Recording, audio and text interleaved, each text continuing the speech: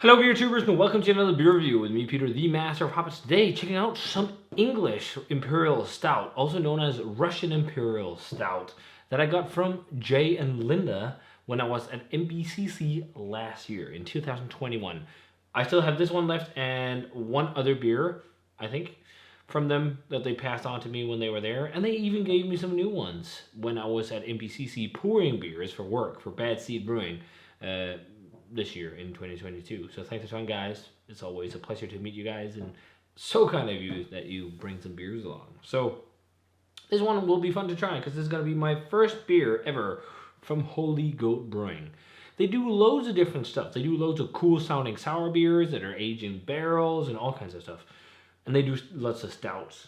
And I don't know if they do anything else that those beer styles, because that's mainly what I've been seeing. But supposedly they're doing really nice stuff, and they've got fire artwork. Oh my god, my metal heart is just screaming for this. And apparently it's the graphic artist that does artwork for Mastodon that does the artwork for the beers, which is really damn cool. What's interesting with this, it says that this is an 11% English style Russian Imperial Stout, and it says here that it's inspired by an 18th century recipe for courage Russian Imperial Stout. So Courage Russian Imperial Stout. I don't know if any of you guys remember. I think some will. But Courage and Courage Directors and whatnot. Like Courage was an old brewery in the UK. Turned into a brand. I can't remember who owned the brand. And then, just their stuff stopped being produced. But there is a really old bottle of Courage Imperial Stout locally in this city that I'm not able to buy. It's in a display of old bottles, and they're all full in an old dive bar, but behind a plastic wall. And I asked someone, like, can I buy that bottle? And they're like, nope, it's not for sale. I was like, I'll pay you good money. And they're like, no, it's not for sale. It's part of the decor. It's like, okay. Because apparently they had to screw it out, too much work. I'm guessing that's why. But it would have been fun, but maybe it would have been bad to buy it anyways, because it would have maybe just not been too well, because it's in like a plastic, it was in like a big frame with a plastic shield, so like in loads of different bottles, and like there's a window with straight sunlight on it too, and like, it's just been cooking in there for years. It was from the 80s. So yeah, I don't know if they do like classic beers and dial them like doing more crazy, or they just do like beers inspired by it or whatnot, because looking at this pouring out, it looks much richer and crazier than like a lot of old school Russian Imperial Stouts. But yeah, it's fermented with a classic workhorse of a British ale yeast, it says, and it's got loads of charred and roasted malt. So this is going to be a real, like, charry roasty stout, I think. Not fudge bomb, nothing like that. But you know what? Those kinds of stouts are fucking awesome too. It doesn't have to be sweet all the time. So pours a beautiful pitch black color in the glass.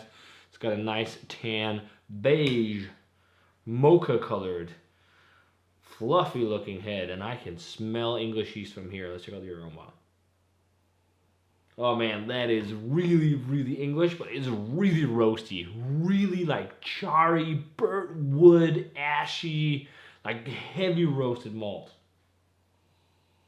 Oh, it smells really good. There's even a hint of vanilla, but man, the yeast is totally in check. It's not overdone, because a lot of times you can get like English style imperial stouts that are fermented maybe a bit too warm.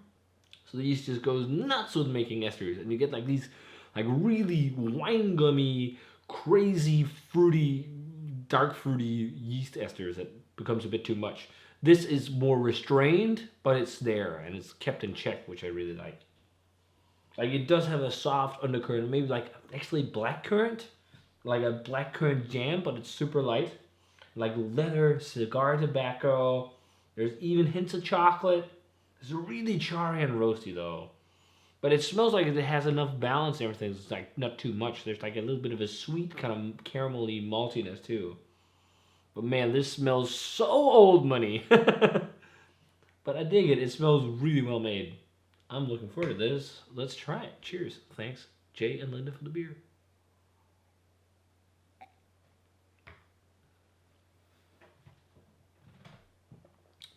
Fuck me. That's really good. But man, is it old school. I think most pastry lovers are gonna hate something like this. But it's so good. Wow. I can't remember the last time I had a stout like this. Like when? I think the last time might have been like the Taurus, whatever stouts from the Hoppet Frog. But those are like American, so they're a bit more fudgy as well, and they have that harsh roast, but they do not have this level of esters. That's a phenomenal British stout. This also tastes like maybe if it had a slight higher body, it would also do well in barrels. I think the barrels might thin it out a bit, but right now the body is awesome. Like it's really velvety, it's really fluffy, it's really nice.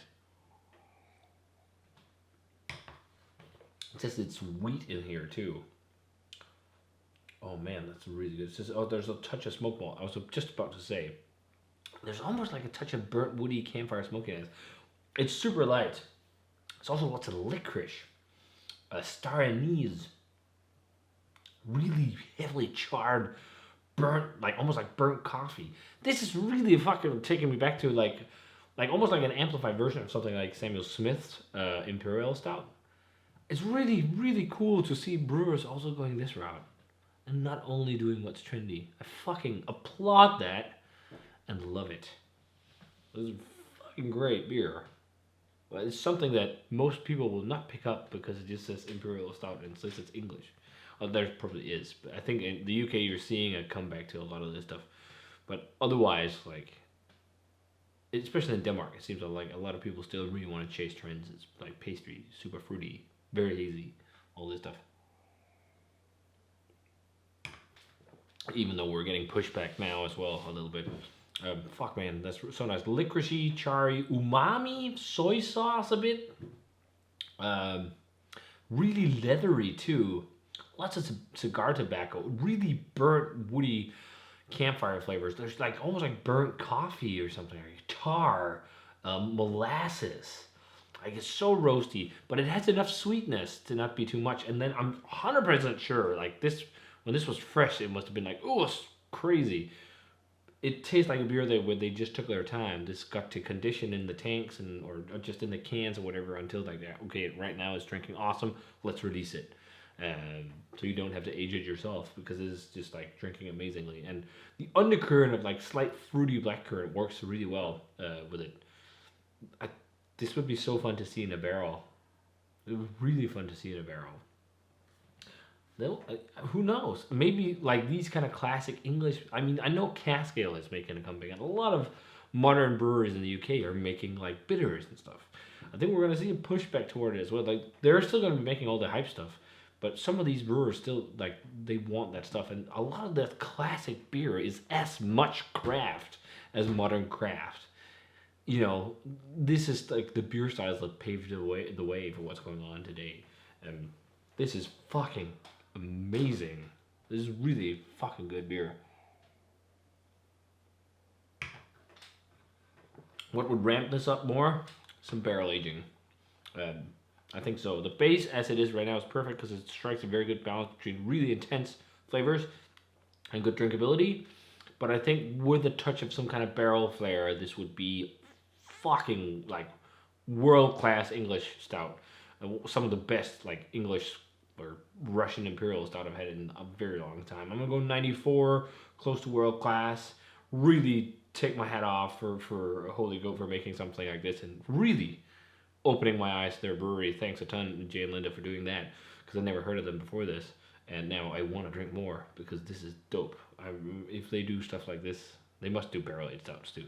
This is really good promise. So if you guys love old school beer, you're gonna dig this. Yeah, if you guys had a chance to try Holy Goat's Foehammer. Did I even mention the name?